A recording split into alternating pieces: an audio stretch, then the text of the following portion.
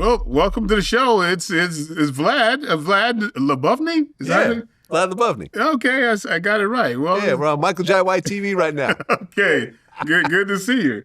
Now, I notice a lot of times you have drums behind you. Okay, do you actually play the drums? Not at all. You don't play the drums? No, not at all. So you just front. You just thought I'm that just was fronting. that was just a great backdrop, and you've kept it all this time. Yeah, it was like when we started using the studio, it's a rehearsal space. So the drum set was already there. So we just incorporated it into the shot. But then when we built the New York studio, we kind of recreated the drum set over there. Gotcha. But this is permanent. This is here whether we're here or not. Okay. Yeah, I don't play any drums. And no endorsement from Evans Drums? I probably should, right? That's actually a good idea. Yeah. Something. Yeah. Nothing. So you could give a shout out right now to some drum manufacturer. That's right. If you're a drum company, reach out to me. We'll put your logo back there. We'll make some money together. Yeah, and then maybe you can learn how to. I mean, at this point, if you just I might as well learn how to play drums. Do you know how to play anything? Other than people's emotions. I'm a DJ, so I know how to DJ. Uh-huh. I haven't DJed in a while, but I was an actual real DJ, toured all around the world and everything else like that doing it. Growing up, I played the piano a little bit. I played the clarinet and saxophone a little bit. Yeah. And that's about it. But I never really got good. I mean, I was doing hip hop beats for a while, so I was doing a lot of drum machine stuff, MPC 60, and putting beats together and working with artists and so forth. So I've done stuff like that, but traditionally I'm not a musician. Right, but you did play the clarinet, so I could at one point, yeah. Yeah, so instead of getting beat up, you wanted to do DJing. That kept people from the clarinet, something about the clarinet and getting beat up. Yeah, playing the clarinet. But next time you come by my house, we gotta see what your skills are on the piano. You still on the piano now? I mean, I could do chopsticks. That's pretty much okay. it. Yeah, no, right. I mean, like I took lessons over the years, but I never was very good at it. Yeah, that's the thing about me. People freak out when they see me play the piano. Oh, you actually play the piano? Yeah. I had no idea. Yeah. Well, do you have a piano at your house? There's a big-ass white piano. Okay, next time I come over. But I'm usually in the back. I'm usually in the movie room. So yeah, you're in the Jim Crow seats. Okay. I will leave that one alone.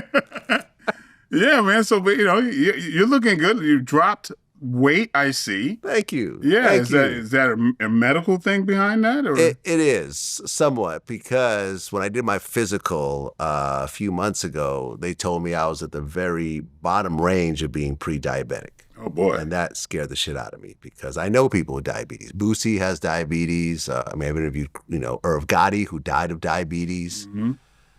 It's just not something I ever want. Yeah. So when I heard that, I said, well, what do I do? And the doctor said, well, if you lose weight, that'll get you out of that range. I said, I'm on it. Because I've lost weight before. I've been lighter. Like I'm at like 205. I was at 215 at the time. I'd been kind of like hovering around 215 for a while. So now I'm down about 205. At my very lowest, I've gotten to about 195. Mm-hmm. But I think I was using Ozempic around that time. Which I don't really? Like. Yeah. Okay. Yeah, I tried Ozempic. Yeah, this is not Ozempic. Right. This is fully natural. But maybe about 2 years ago, I tried Ozempic for maybe 3-4 months. And I went from about 200 to 195. But have you ever tried Ozempic? No. Yeah. It's not a cool drug to be on. No, yeah. You don't want to be muscle wasting as well. Yeah, well, okay, so everyone's different. For everyone that wants to know what Ozempic is really like,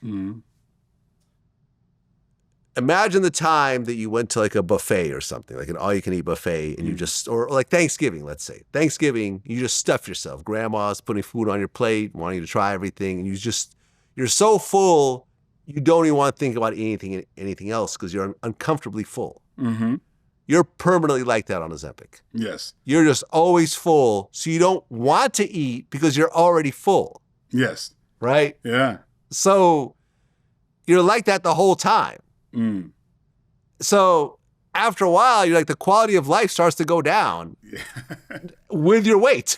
Your weight is lower and your quality of life is lower. Yeah. So I said, nah, I'm cool. I'll just, I've lost weight by counting calories, working out, and so forth. So once I found out that I was potentially pre-diabetic, like I wasn't actually, I was right there at the bottom, I said, all right, let me start counting calories again. Let me start hitting the gym harder. Let me start drinking way more water. I cut out, because I was drinking juice all the time.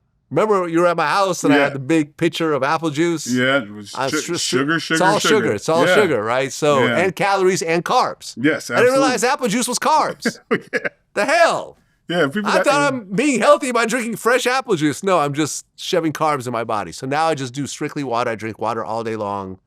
And I feel a lot better, man. I'm happy. Yeah, but definitely, like I told you, you want to add something to your water. Add something to the water, right. You need minerals in there. Because a lot of times people think just drinking water is just the end-all, be-all, but it just goes right through you, and it really doesn't do much for your hydration. Lemon it is. Yeah, I got a bag of lemons in my fridge. I'm going to start squeezing lemons in my water. Yeah, so your workout of choice being what? Recumbent bike. Okay. Yeah, I mean, and in fact, the reason I came up with that was because I talked to your guy, the doctor that was the anti-aging guy. Yeah.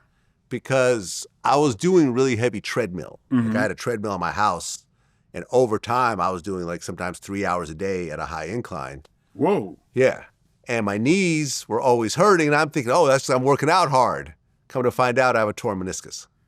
Yeah. Just as a rule of thumb, folks, you don't want to work out over an hour at any kind of cardio thing. You want to 45 minutes is absolutely. Yeah, I was doing I would do 2-hour stretches sometimes, and then I would do another hour later in the day. So, and I was doing high incline, and I was burning a lot of calories, and my knees were hurting. I got an MRI, torn meniscus. Torn meniscus, it doesn't heal. Like once it's torn, right? So when I talked to your doctor, I said, what do I do? And he said, well, being on a treadmill, you're putting a lot of, friction on your knees. Just do a low intensity workout, like a bike. I'm like, I love recumbent bikes. So he's like, yeah, just do that. So I just do an hour on the bike every morning. Yeah. I actually, because I would go to the gym, but I actually ordered a bike. So a bike is supposed to come sometime this week, so I could just do it at home all day long. And you have a pool, right? I have a pool. Yeah, that's always a good workout. And there's these new treadmills that you can use in a pool. A pool treadmill. It's cool. Okay. It's actually, I got to try this out. Yeah. So, you check that out. I'm trying to, be in the kind of shape that you're in. Okay. I'm trying to. And you're older than me, so, Yes, I am. I'm losing this battle here. I'm quite a bit older than you. Yeah. Well, how often do you work out in a typical week? Yeah, probably, I would say every other day. Okay. Yeah, that would be it. But, if I have something I'm getting ready for, then I amp it up. So I'm getting ready to do my Taken kind of thing in Paris in a couple of weeks. So nice. I kind of pushed it up a little bit more.